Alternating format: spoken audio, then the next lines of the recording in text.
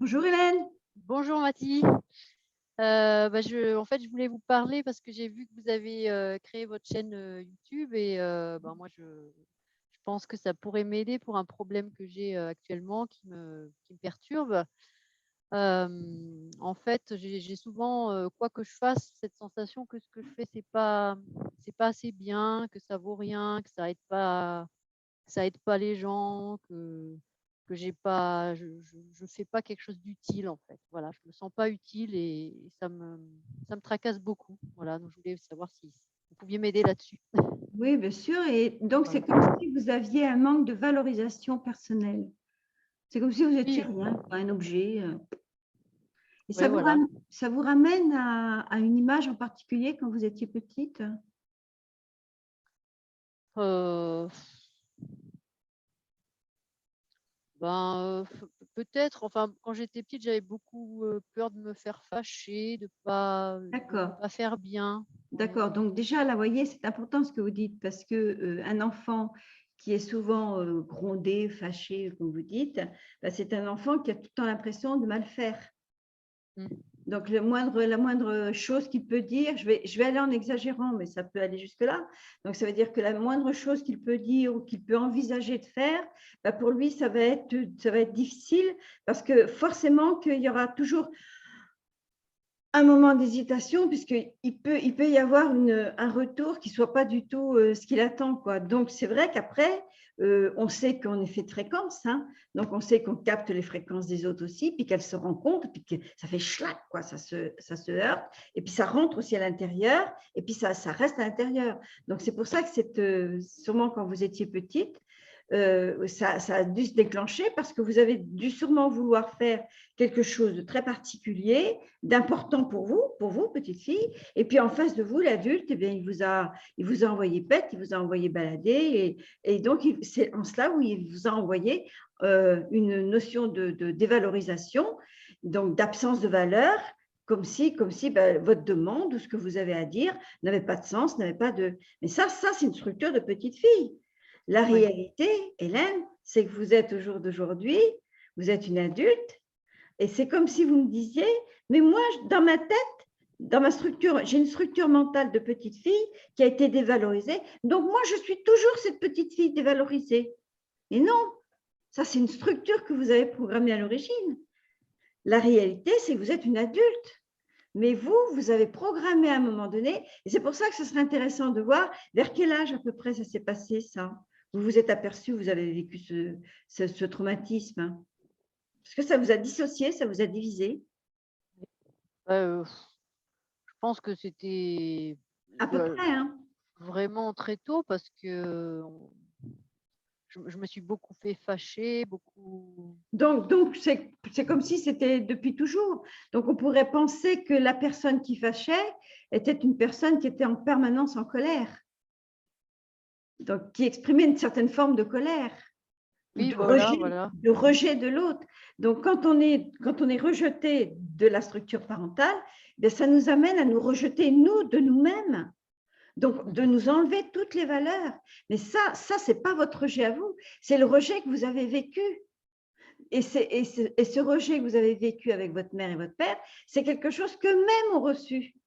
Votre père, il aurait dû vous Ouais. sortir de ça. Mais est-ce que votre père vous a permis d'en sortir ou est-ce qu'il n'a pas remis une couche?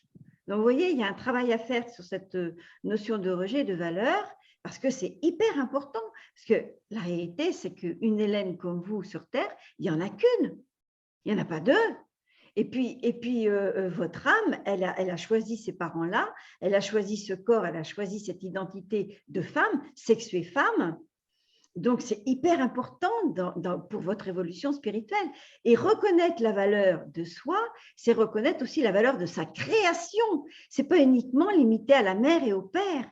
C'est une création divine, quantique, subtile, qui est pleine de mémoire. C'est une conscience divine qui s'est incarnée sur Terre.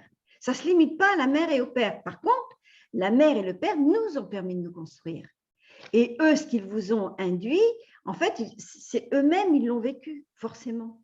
Forcément. Ouais. Et Mmh. comme on sait Mmh. que la cellule, elle absorbe, elle est envahie, elle le projette, puis tant qu'elle projette et puis qu'elle ne sait pas ce qu'elle projette, ben, ça revient, quoi. Donc, ça dure. Donc, de génération en génération, de petites filles à l'adulte, à la future, à la maman, à la future grand-mère, tout ça, ça continue. Donc là, qu'est-ce qu'on est en train de stopper? Ben, on stoppe cette transmission, en fait, oui, Et qu'est-ce que ce vous schéma. ressentez? Qu'est-ce que vous ressentez? Le fait d'en arriver là? Ressentir, hein? Pas une Oui. réponse intellectuelle et mentale. Ressentir. Qu'est-ce que vous ressentez dans votre corps, dans votre Et que tête? ça m'enlève un poids, en fait. Oui, Oui, mais vous le ressentez où dans le corps? Là, je ressens que mes pieds qui fourmillent un peu. Ouais. Voilà, donc ça y est, on recrée une énergie de vos propres racines, Mm. de votre propre identité, parce que le pied, ça définit aussi le sexe. Hein, le pied rentre dans la chaussure. Donc, le pied, c'est la force phallique, c'est vraiment l'énergie vitale, hein, donc, qui est dans votre vagin, qui est la chaussure, quoi, en fait, parce que la symbolique, c'est extrêmement important. Je ne comprends pas les thérapies qui ne s'intéressent pas à la symbolique, mais bon, ça, c'est autre chose.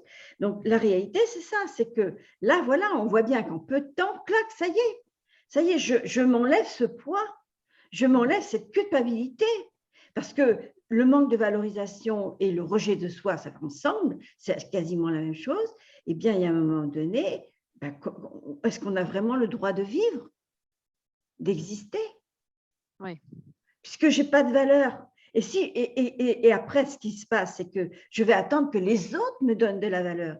Mais non, la petite fille, elle a attendu les autres. Ça a été la mère et le père en priorité. Donc après, elle va déplacer ça sur les autres, sur le travail, sur le compagnon, les Moi, enfants. j'ai beaucoup besoin qu'on me prouve moi-même que j'ai de la valeur, qu'on me Voilà. dise que ce que je fais, Mais c'est oui, bien. parce Ouais. que je cherche ailleurs ce que je n'ai pas reçu de ma mère et de mon père. Mais ce n'est pas je veux dire, c'est pas ça qu'il faut faire attendre des autres. Mais bon, on fait avec les moyens qu'on a. Non, non, non. Ça y est, c'est trouver sa valeur à soi. Mais trouver sa valeur. Mais c'est surtout trouver ce qui m'avait fait croire que je n'avais pas de valeur. Et là, on a pris conscience de quoi? Ben, que c'était pas à moi, c'était mes parents qui m'avaient transmis ça, malgré eux aussi. Oui. Malgré eux aussi, quoi. Et Mm. c'est pour ça que c'est important de se souvenir à peu près vers quel âge quasiment ça s'est passé. Parce que là, vous avez quel âge, si ce n'est pas indiscret? Là, j'ai 37 ans. Donc, peut-être que vers 9, 10 ans, 10, 11 ans, c'est là que vous vous êtes rendu compte que vos parents vous induisaient une absence de valeur. En tout cas, l'absence d'une reconnaissance de valeur pour vous. Mhm. Vous comprenez? Oui, oui, oui. Est-ce que j'ai répondu? Très bien. Oui, oui, très bien. Voilà. Donc, vous voyez, c'est ça l'utilité de la psy, de la psy, c'est de pouvoir intervenir au niveau quantique, hein, d'où psych, très rapidement, ponctuellement, et pas forcément pour autant envisager un travail qui va durer des années. Cependant, si vraiment vous sentez que vous avez besoin de creuser et d'aller plus loin dans le sujet, si vous sentez le besoin, hein, Hélène, il n'y a pas d'obligation, ben à ce moment-là, effectivement, on prend un rendez-vous et puis on voit ce qu'on peut faire, creuser davantage et puis aller plus loin et pourquoi pas, et ça peut être que bénéfique. Mais voilà, il n'y a pas forcément, parce que ça nuit à notre existence. Puis en plus, avec tout ce qui se passe actuellement, qu'est-ce que ça fait? Qu'est-ce qui se passe actuellement dans notre environnement? Est-ce qu'on nous donne de la valeur ou est-ce qu'on nous l'enlève? Non, on nous l'enlève là. Donc, vous voyez, donc l'environnement actuellement va renforcer, sans que vous soyez consciente, votre absence de valeur. C'est pour ça que moi, je dis, toutes les personnes qui vont être touchées, vaccinées ou pas vaccinées, qui vont être touchées, bien plus les vaccinés, pour moi, ça ne va pas aller dans n'importe quelle faille. Mm. Parce que cette absence de valeur, ça touche quoi principalement dans le corps de l'être humain? Ça touche quoi? Bah, l'identité intérieure, donc c'est l'âme en fait. L'âme, bien sûr, le cœur, l'amour de Cœur, soi, ouais. la reconnaissance de soi, le respect de soi-même. Vous comprenez? Oui, oui. Donc voilà, c'est un exemple. Merci Hélène hein, de m'avoir permis de cette occasion. Et puis, par rapport à ce terme valorisation, dévalorisation, et qui est en fait qui est l'amour de soi, quoi. et qui a été perturbé par ce que vos parents vous ont induit au départ, hein, parce que le premier environnement, c'est la structure parentale, quoi. Bon, ben voilà, donc je vous remercie. Et, Bah, merci à vous. et puis, ben, écoutez, la prochaine fois, n'hésitez pas, hein, et puis, je compte sur vous pour faire connaître notre chaîne. D'accord? Avec plaisir, oui, oui. Bien. Eh Merci, bien, merci beaucoup. merci Hélène, merci beaucoup, hein. À bientôt. Au À revoir. bientôt.